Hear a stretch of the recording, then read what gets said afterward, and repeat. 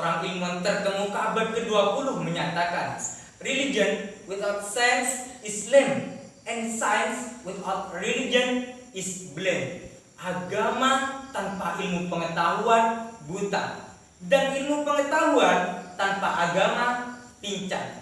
Kalimat itu menunjukkan kepada kita bahwasannya agama bukan hanya mendorong studi ilmiah, tetapi juga membangun riset ilmiah yang konklusif dan tepat guna.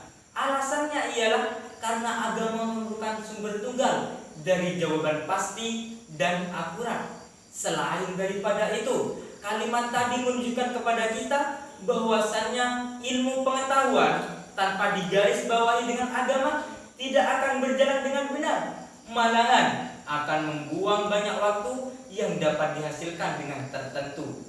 Ketika Nabi Muhammad SAW, Allahumma salli ala Muhammad wa ala ali Sayyidina Muhammad. Allahumma salli ala Muhammad wa ala ali Sayyidina Muhammad. Allahumma salli ala Muhammad wa ala ali Sayyidina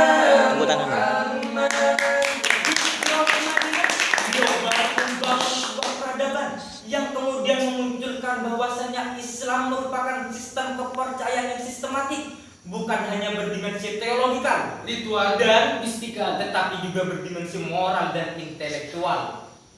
Secara terminologi, Islam merupakan agama yang disampaikan oleh Allah kepada Nabi Muhammad melalui wasilah malaikat Jibril untuk disiarkan kepada seluruh makhluk yang ada di dunia ini.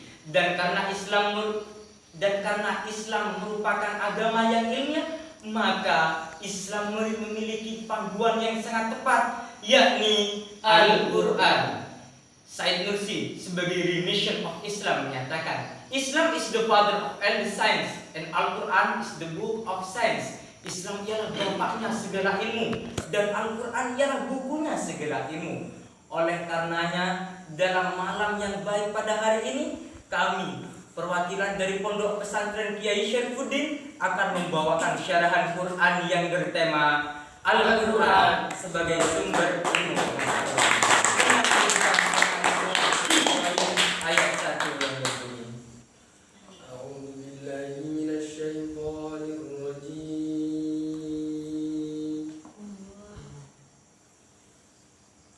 Bismillahirrahmanirrahim.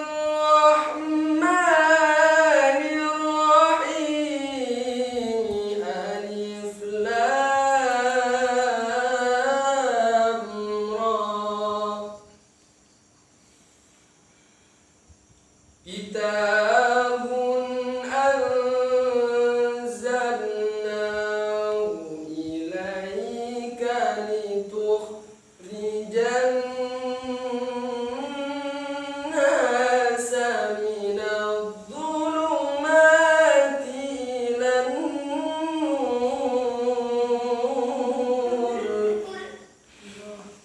nur ilan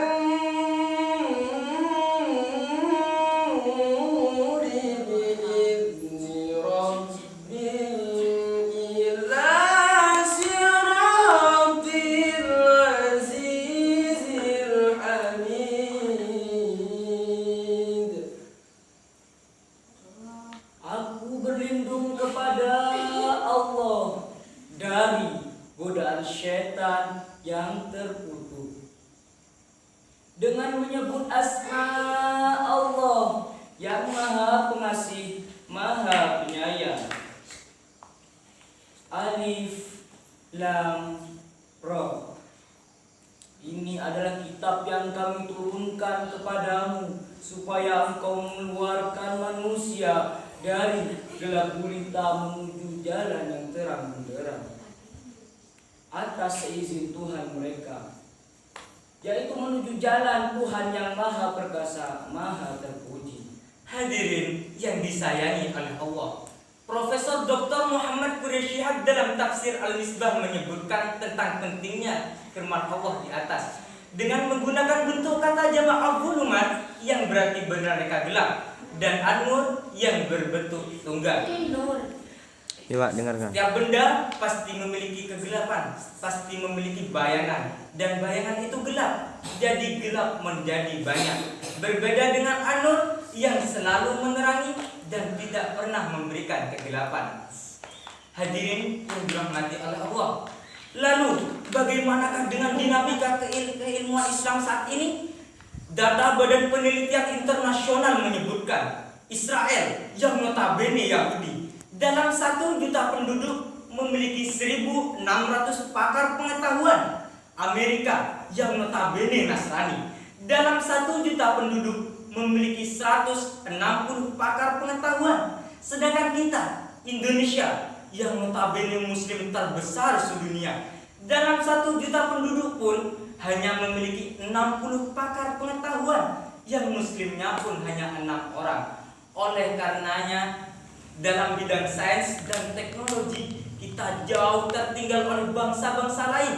Kita jauh tertinggal oleh Amerika yang protestanis. Kita jauh tertinggal oleh Korea yang Konfusianis Taois. Bahkan Kita jauh tertinggal oleh Jepang yang Buddhis Taois. padahal 14 abad tahun yang lalu kita diperintahkan untuk membaca dan menggali ilmu pengetahuan. Bacalah Al-Quran agar hidup teratur. Bacalah alam agar lahir karya-karya luhur. Dan bacalah diri kita agar hidup tidak takabur. Sebab membaca dalam Islam harus disertai dan diimbangi dengan Bismi rabbikal ladzi khalaq. Dengan menyebut asma Tuhanmu yang menciptakan. jikalau kita ingin memahami dengan benar dan jelas firman-firman Allah dalam ayat suci Al-Quran, maka salah satu cara yang harus kita lakukan ialah memahami dalam bentuk kebahasaan. Sedangkan bahasa Al-Quran ialah bahasa Arabiah, sebagaimana difirmankan oleh Allah dalam Quran surah Thaha ayat 113 yang berbunyi, Wa kadzalika anzalnahu Qur'anan Arabiyyan wa sarrafna fihi minal wa'id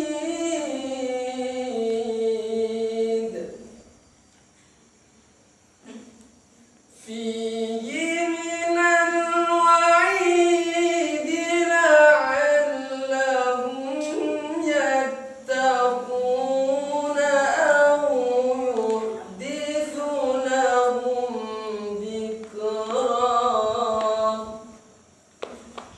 Dan kami telah menurunkan Al-Quran dalam berbahasa Arab.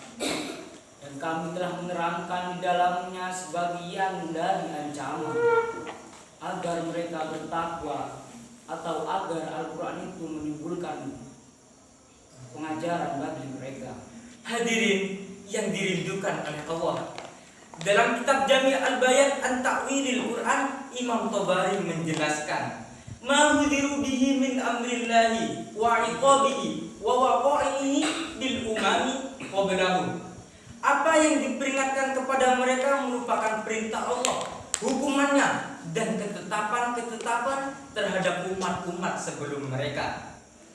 Jikalau kita perhatikan dengan seksama, maka penjelasan di atas memiliki salah satu tujuan pokok, yakni agar kita bertakwa kepada Allah, atau agar Al-Quran tersebut mengajarkan pengajaran yang ilmiah bagi mereka. Hadirin, meneliti syarah Al-Quran yang kami sampaikan, maka benarlah Al-Quran memang sumber ilmu pengetahuan. Pada akhirnya kami mengajak, wahai saudara-saudaraku orang Semendo, ayo kita jadikan Al-Quran kan di padoman itu. Wahai saudara-saudaraku orang Jawa, monggo kula lan panjenengan dadosaken Al-Qur'an kanggo tutunan gesang. Wahai saudara-saudaraku orang Madura, ngereng abdina sareng panjenengan sedaya dadiati Al-Quran kanggo pedoman kami. Dan wahai saudara-saudaraku orang Indonesia, ayo kita jadikan Al-Quran sebagai pedoman hidup. Cukup sekian syarahan Quran yang dapat kami sampaikan. Mohon maaf atas segala kesalahan. Terima kasih atas segala perhatian. Sadaqallahul azim. Maha benar Allah atas segala firman-Nya. Wabillahi taufiq wal hidayah.